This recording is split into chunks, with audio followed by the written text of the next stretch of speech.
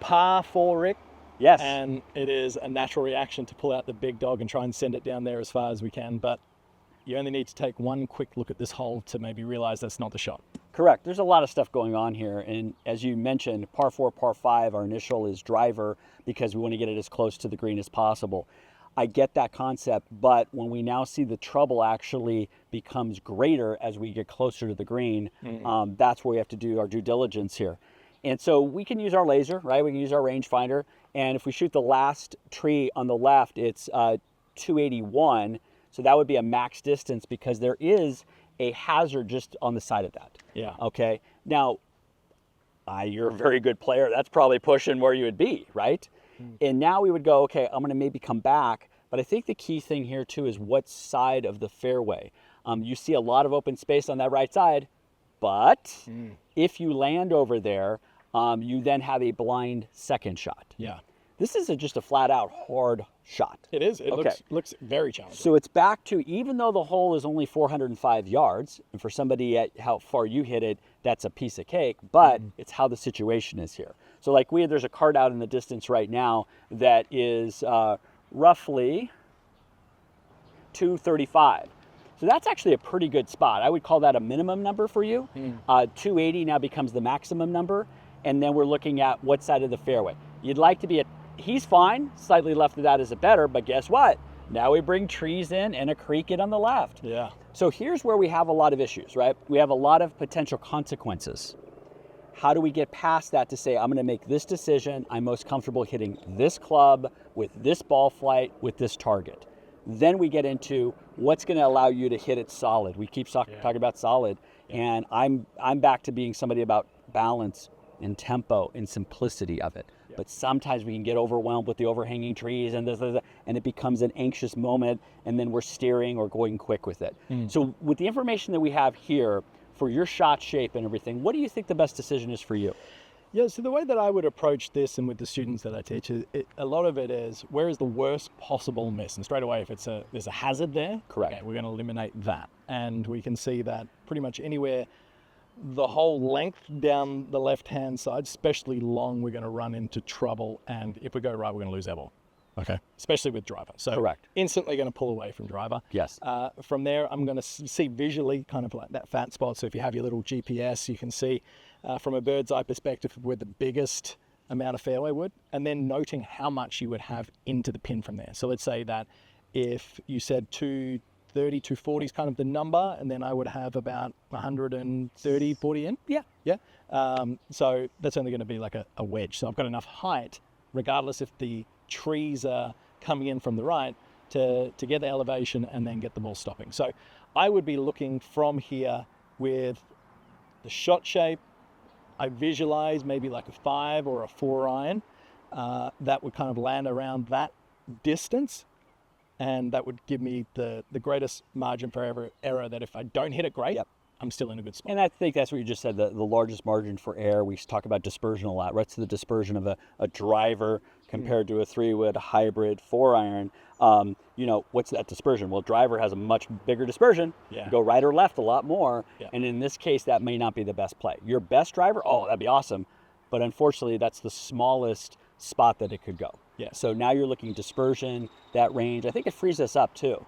When you think about the mental side of being anxious and tight, it's like, no, I know I can hit that 4-iron to here. There's a knowingness behind that helps free us up, because I think this is one of those holes that a par is a good score. Now I know he's a very good player, but maybe bogey is a good score for an 18 handicap. Yeah. Play it as a little chess match here and play accordingly to how do I minimize the damage? Because I've seen people make triple bogeys here in a heartbeat because they get greedy, not only on the first shot, but also on the second shot. Yeah, definitely. Okay, I've brought a selection of clubs up here, but I'm going to grab my 4-iron on this one here. Now, actionable advice for the players at home, Rick. Using an iron, I'm going to tee it up, give ourselves as good opportunity as possible. Long irons are not always the easiest club to use. Could trade this in for a hybrid, maybe make it a little bit easier to get that contact. Now, from here, I've selected the club that I know is going to fit the right distance. That's going to give me a good opportunity then to attack the green and the pin on the second. what do I do in regards to my pre-shot routine? Like, what should I be thinking and feeling? Sure. So we did the first major part, which is what I call the cognitive side. We've thought through the shot to make a decision. You've made a decision, 4-iron. Now I want to get more specific with that decision. What is your start line here?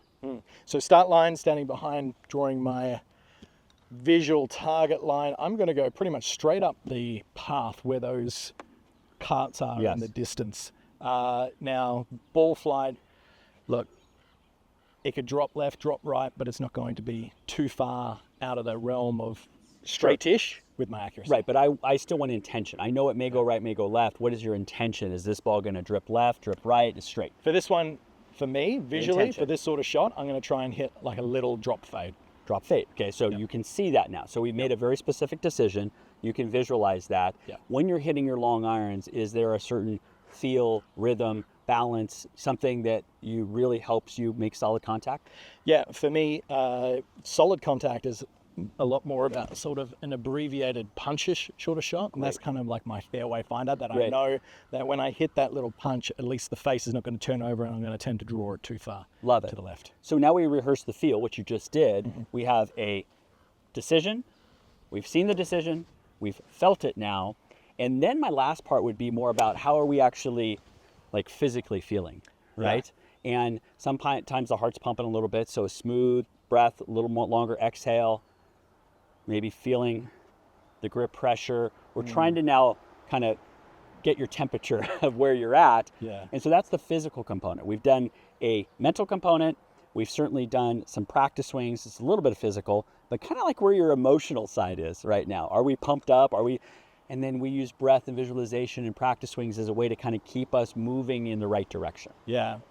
For me, I always feel the most prepared to hit a shot when I'm in constant motion. Yes. Right. So the more that I stop and I'm motionless, that builds a lot of tension. Exactly. And then all the thoughts start rushing in. So I try and distract myself intentionally through practice swings and feeling the outcome that I want to achieve. And I always go back to, whenever I've got a challenging shot here, of visualizing the golf hole from a bird's eye perspective. That's why I love GPS maps, because when you look at this hole, it looks far less ominous from a bird's eye perspective with the area of fairway that you're trying to hit than it does standing here and looking at this. Exactly. No, I love that visual. I think, again, we're trying to create freedom in somebody's motion, and knowing that you have a space that you can hit it, you've done it from a different perspective, I think allows us to have some freedom. So let's put it all together here. Okay, standing back behind, go through my normal pre-shot routine. You know, one more practice swing just to get the feel of that motion that I want to create. Target line, little drop fade.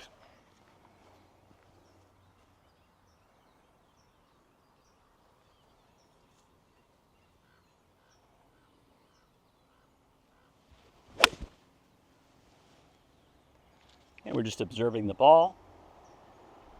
Turns out to be exactly in a great spot there, right? Sense of relief, actually, after hitting that. So maybe I was a little bit more highly strung than I was on camera. First shot of the day. Attachment to the result, right? So you hit a really good golf shot. I, as a coach, am always asking, reverse engineer that. Were you committed to that shot? Very much so. Very much so. What led to being committed to that shot? Because it was challenging. Having you as a safety net. He was going to blame me anyway. The fact I could re-record if I hit a bad shot. But I think a lot of people, they beat themselves up after bad shots, but when they hit a good shot, I don't think they get back to what led to that. And it could be very simple things like, I had a clear target. My practice swing, I had a clear understanding I was going to hit this little hold off, right? There's a lot of the clarity that went with that. And there might have been that last little breath that could calm us down. So we reverse engineer success also. And that was a really good golf shot. And you're right, it's challenging. And there's an attachment, like don't do this, don't do that. But you ultimately were able to execute your intention. And you know what I really think it was, especially on that shot there, was that we tend to fall in this habitual routine of rushing through certain elements of our pre-shot routine. Yes. Like if I was here by myself and in this exact same scenario and I was out here playing by myself, I would go through the same process, but I wouldn't be as mentally focused and present and intentional around it. But because of this situation, and recreate this is exactly the same as standing up there with your buddies who you know are going to chirp you if you hit it over there onto that green. It just made me really just kind of zone in on what was important. And with the help of that little process, mate, it just made it a lot easier. Wonderful. Good job. Thanks for watching this video. YouTube thinks that you would benefit from watching this one next. So click that card and it could be the tip that you need to take your game to the next level. I'll see you next time.